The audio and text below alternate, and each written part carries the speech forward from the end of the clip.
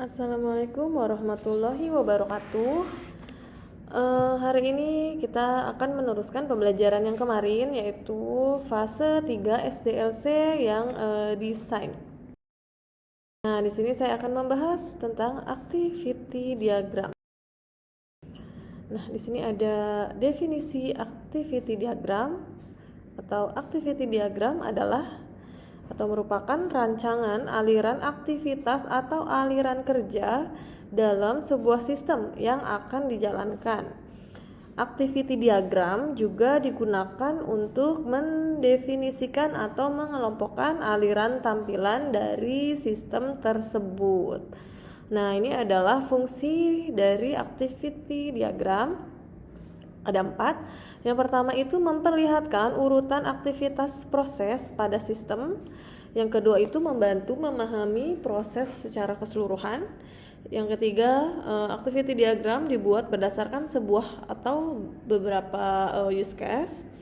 Terus yang keempat itu menggambarkan proses bisnis dan urutan aktivitas dalam sebuah proses. Ini adalah fungsi activity diagram. Selanjutnya kita ke komponen activity diagram. Yang pertama ini ada initial state atau awalan dimulainya suatu aliran kerja pada activity diagram, dan pada sebuah activity diagram hanya terdapat satu initial state. Terus di sini ada final state atau final state adalah bagian akhir dari suatu aliran kerja pada sebuah activity diagram, dan pada sebuah activity diagram biasanya itu terdapat lebih dari satu final stage. Yang ketiga ini activity atau aktivitas adalah pekerjaan yang dilakukan dalam aliran kerja. Lalu di sini ada decision, berfungsi untuk menggambarkan pilihan kondisi di mana ada kemungkinan perbedaan transisi untuk memastikan bahwa aliran kerja dapat mengalir ke lebih dari satu jalur. Lalu yang ke-5 ada merge, berfungsi untuk menggabungkan kembali aliran kerja yang sebelumnya telah dipecah oleh decision. Ini ya. Terus ada transition atau association. Transition untuk menggabungkan aktivitas selanjutnya setelah aktivitas sebelumnya. Ini adalah komponen dari activity diagram. Nah, terus ini ada synchronization fork. Ya, synchronization fork digunakan untuk memecah behavior menjadi aktivitas yang paralel. Contohnya, user dapat memilih menu yang dapat dialihkan secara paralel. Terus yang terakhir ada synchronization join, digunakan untuk menggabungkan kembali aktivitas yang paralel. Nah, ini adalah contoh dari activity diagram. Nah, di sini contoh sederhana activity diagram apotik. Nah, di sini ada interface admin sama sistem. Nah, di sini itu admin mulai ya, dia pilih input data ke sistem, lalu sistem menampilkan from input data. Setelah sistem menampilkan from input data, lalu admin update stok obat. Nah, lalu sistem memvalidasi kode obat. Nah, di sini ada garis seperti ini. Jika divalidasi, jika kode tidak terdaftar, kode obat tidak terdaftar, sistem akan menampilkan obat tidak terdaftar dalam sistem, gitu.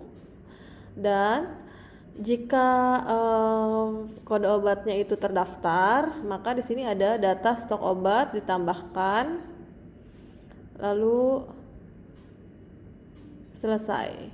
Nah, di sini kalau yang validasi kode obat jika tidak terdaftar, ada sambungannya lagi, lalu admin mendaftarkan kode obat, lalu divalidasi. Jika sistem iya, sistem akan menampilkan from input data.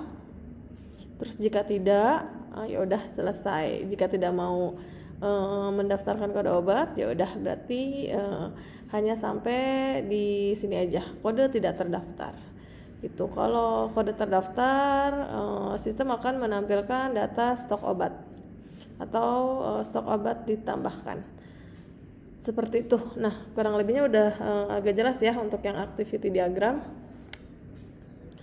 Selanjutnya belajar yang sequence diagram.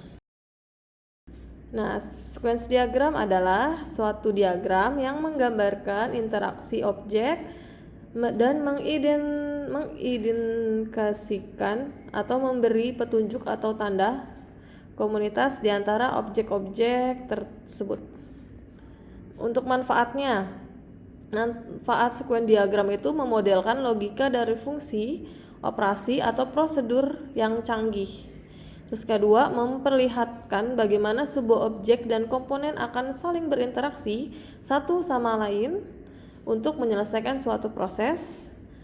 Terus manfaat yang ketiga, merencanakan dan memahami fungsionalitas terperinci dari skenario yang ada saat ini atau di masa depan.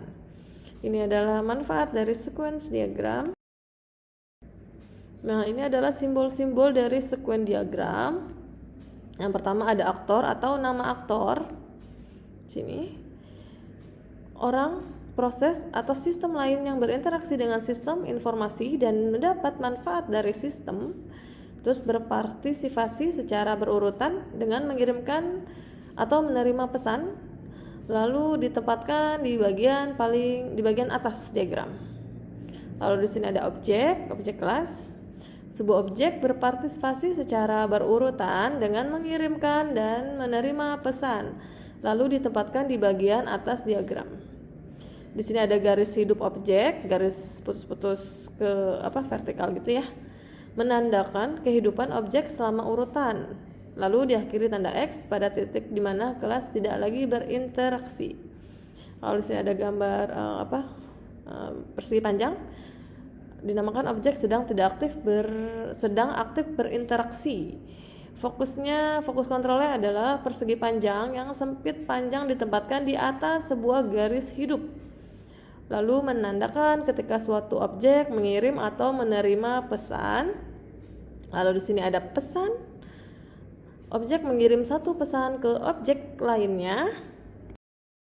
Lalu di sini ada tanda panah ke samping atau krit, menyatakan suatu objek membuat objek yang lain, arah panah mengarah pada objek yang dibuat.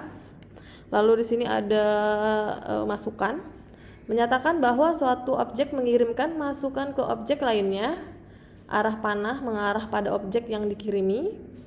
Lalu di sini tanda putus-putus ya, tanda panah ke samping. Objek atau metode menghasilkan suatu kembalian ke objek tertentu.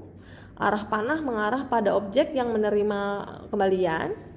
Lalu di sini ada destroy atau menyatakan suatu objek mengakhiri hidup objek yang lain. Arah panah mengarah pada objek yang diakhiri. Sebaiknya jika ada create maka ada destroy. Di sini adalah contoh sequence diagram sederhana. Di sini ada pegawai memasukkan user, data, password. Di sini ada aktornya itu pegawai dan admin memasukkan user dari password. Nah, dia memasukkan login formulir ya, login form, lalu divalidasi data loginnya berhasil. Ini masih menampilkan aktivitas ya. Lalu login sebagai pegawai, lanjut. Yang kelima ini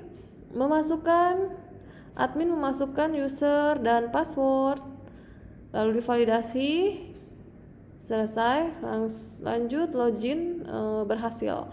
Ini antara pegawai dan admin yang ingin login ke suatu sistem.